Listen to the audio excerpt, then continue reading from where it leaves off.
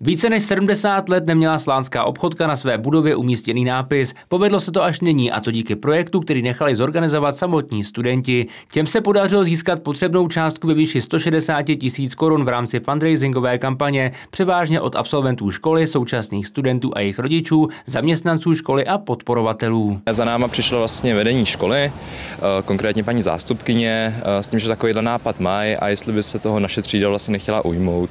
A my, jelikož vlastně jsme pro podobné věci velmi nadšení, dělali jsme tady na škole i jiné projekty, tak jsme se toho vlastně okamžitě ujali. Nakonec toho byla práce zhruba na 3/4 roku. Nejtěžší bylo asi přesvědčit památkáře, protože podoba nápisu byla poměrně striktní. Nakonec se ale vše povedlo a výsledek určitě stojí za to. Obnovení nápisu obchodní akademie je pro mě významnou událostí, nejen z toho, že tady zlepšíme estetickou stránku věci, ale také proto, že ctíme odkaz na minulost a na to, že škola ve Slaném tady skutečně pobývá velké váženosti. Slánská obchodka to přitom s názvy neměla v minulosti vůbec jednoduché. Nejdříve byl problém za nacistického režimu, pak se ozývali pro změnu komunisté. I za protektorátu za Německa byla samozřejmě změněn název tak, aby byla i v německém jazyce.